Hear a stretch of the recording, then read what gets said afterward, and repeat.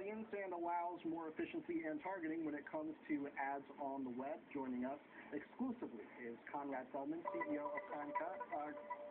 Sorry, I can't say it. Quantcast. Thanks for being with us.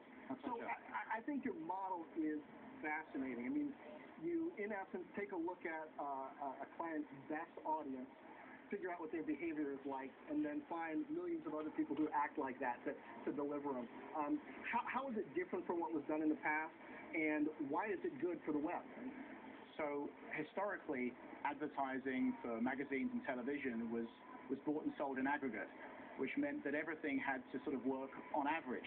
One of the things that we can do with digital media is create relevant experiences for individuals, and perhaps the best example is how effective search is, both from the perspective of getting results that are useful to us and also for effective advertising. Only 4% of our time is spent searching. What we do is help make the rest of online advertising equally relevant by using data to make more effective real-time decisions that match up consumers with marketers who have offers that are going to be relevant to them.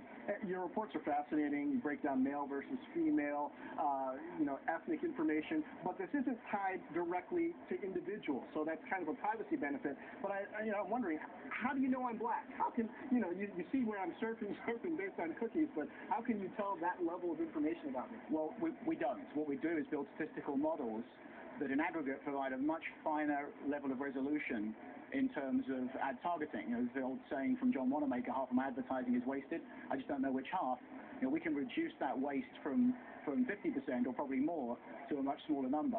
The way it works is by using data about media consumption habits and analyzing very large amounts of that data to build statistical models of audiences.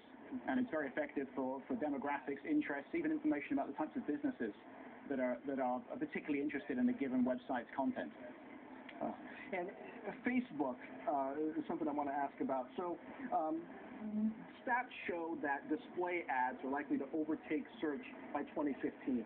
Display ads, that's where Facebook rules right now. How important is Facebook as a part of this ecosystem that you're tracking and playing in? Well, I think it's a very important part of the ecosystem. Advertising dollars is over $500 billion a year spent on advertising, tend to follow where people spend their time.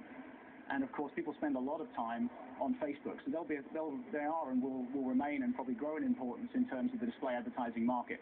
But it's a fragmented market, and there are millions of websites out there that we all spend our time on.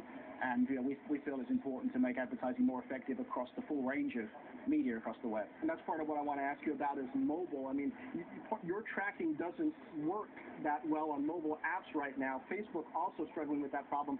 How close are you to figuring out a way to bring your secret sauce to mobile apps? Right. So we started with mobile web. The web browser is the most commonly used app on mobile devices, but of course the growth of apps is very significant, and it's an important piece of how people consume media. And of course, the app providers want to be able to monetize those apps with advertising so they can produce more great apps. That's something we're looking at very intently, and we feel it'll be an important growth area for the industry and for our company. So how close? Months away? Months away. Okay. Conrad, thanks for being with us. My pleasure. Thank you. Fascinating stuff. Thanks, John. We're counting it down to the